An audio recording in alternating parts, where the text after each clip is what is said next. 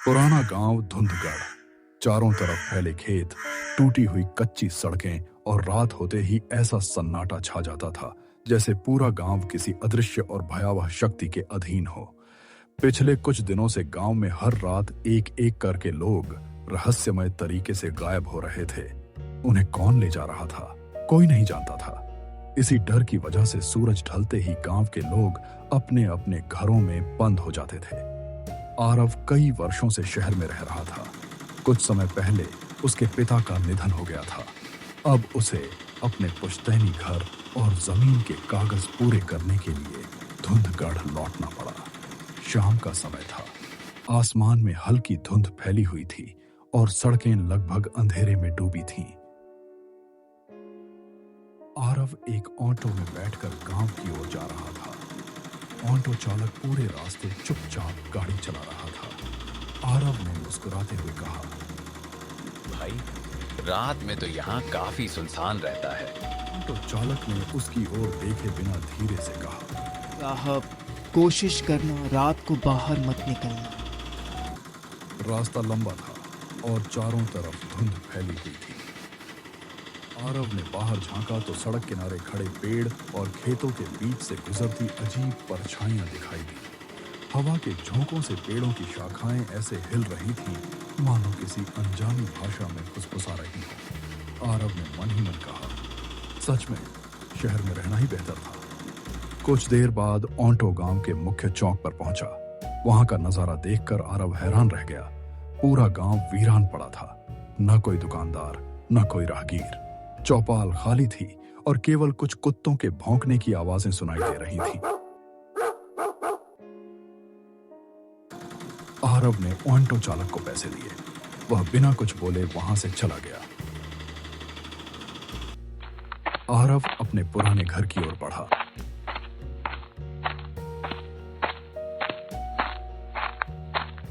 टूटी हुई सीढ़ियां, जर्जर दीवारें और सुनसान आंगन उसे बचपन की यादें दिला रहे थे। घर का दरवाजा अजीब तरह से बंद था। तभी सामने उसे अपनी बचपन की दोस्त नंदिनी दिखाई दी। वह अब गांव में अकेली रहती थी। उसका चेहरा थका हुआ और डरा हुआ लग रहा था। नंदिनी ने धीरे से कहा, आरव, इतने साल बाद कैसे हो? यहाँ कैसे आना हुआ? आरव ने जवाब दिया, मैं ठीक हूँ। बस पुश्तैनी जमीन के कुछ कागज पूरे करने आया हूँ। लेकिन ये बताओ, गांव इतना सुनसान क्यों है?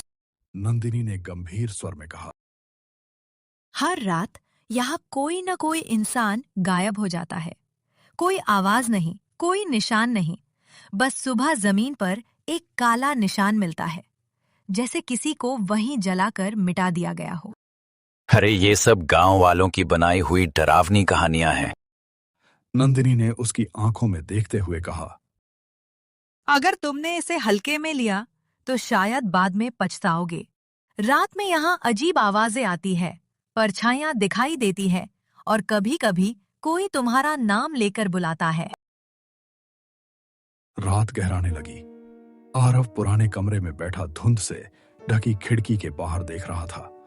कभी किसी परछाई के गुजरने का एहसास होता, कभी दीवारों के पीछे किसी की फुसफुसाहट सुनाई देती, हवा के साथ जैसे कोई उसका नाम पुकार रहा हो। उसने खुद को समझाया कि अगले दिन उसे जमीन के कागज पूरे करने हैं, इसीलिए आराम करना जरूरी है। डर के बावजूद वह सो गया।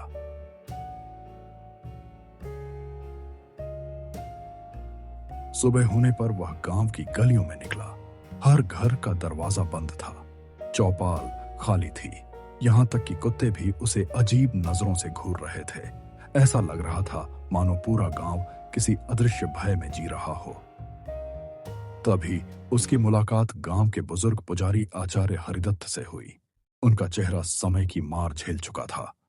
उन्होंने आरव को देखते ही कहा, आरव, तुम यहाँ क्यों आए हो? आरव ने जवाब दिया, पिताजी की जमीन के कागज पूरे करने। लेकिन गांव में ये सब क्या हो रहा है? आचार्य हरिदत्त ने गहरी सांस लेते हुए कहा, ये गांव शापित है और ये शाप उसी जमीन से जुड़ा है जो कभी तुम्हारे परिवार की थी। आरव चौंक गया। कैसा श्राप? उन्होंने कहा, तुम्हारे दादा ने वर्षों पहले जमीन पर बना एक प्राचीन मंदिर तुड़वा दिया था। उस मंदिर में गांव की रक्षा करने वाली एक रक्षक आत्मा विराजमान थी।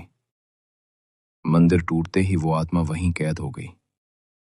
अब हर रात वो किसी इंसान की आत्मा खींच लेती है ताकि अपनी कैद से मुक्त हो सके। आरव ने सारी बातें ध्यान से सुनी, लेकिन उसके मन का भय अब और गहरा हो चुका था। उस रात भी धुंध, फुसफुसाहटें और काली परछाइयां उसका पीछा करती रहीं। अगले दिन उसने निश्चय किया कि वह उसी जगह जाएगा जहां कभी वह मंदिर हुआ करता था। उसे सच जानना ही था। नंदिनी ने उसे रोकते हुए कहा, आरव, मत जाओ। वहां जाना बहुत खतरनाक है। शायद तुम वापस नहीं लौट पाओगे। आरव ने दृढ़ आवाज में कहा, अब मुझे सच्चाई जाननी ही होगी। डरने से कुछ नहीं बदलेगा।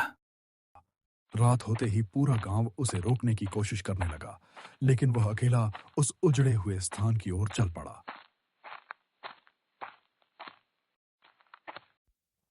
वह वहां पहुंचा तो चारों तरफ जली हुई मिट्टी, टूटी दीवारें और बीच में पड़ा एक पुराना बुझा हुआ दीपक दिखाई दिया। आरव ने धीरे से उस दीपक को जलाया।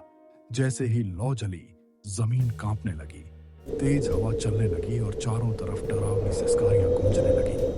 आरव भय से कांप उठा। तभी वहां नंदिनी पहुंची, लेकिन इस बार उसका चेहरा पूरी तरह बदल चुका था। उसकी आंखों में इंसानियत नहीं, बल्कि एक भयानक दानवी शक्ति चमक रही थी। सच्चाई सामने आ चुकी थी। नंदिनी कोई साधारण लड़की नहीं थी। वही मंदिर में कैद हुई राक्षसी आत्मा वर्षों से नंदिनी का रूप धारण करके गांव में रह रही थी। वही हर रात गांव वालों की जान लेकर उनकी आत्माओं को अपने भीतर समेटती रही थी, ताकि श्राप से मुक्त हो सके। अब आरव के लौटने से उसकी कैद पूरी तरह टूटने वाली थी। नंदिनी की भयावह आवाज गूंजी, अब मैं तुम्हें नहीं छोड़ूंगी। तुम्हारी आत्मा को अपने भीतर समेटते ही मैं हमेशा के लिए आजाद हो जाऊंगी। आरव घबराकर बोला, नहीं, मुझे छोड़ दो।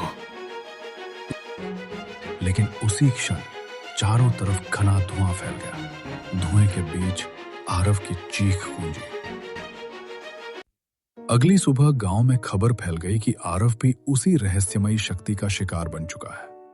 अब धुंधकर पहले से भी अधिक भयावह हो चुका था। घनी धुंध पूरे गांव को ढक चुकी थी। सड़कें, खेत, पेड़ और वो पुराना घर, सब मानो आरव की अनुपस्थिति का शोक मना रहे थे। उधर नंदिनी अब पूरी शक्ति के साथ गांव की गलियों में घूमती थी।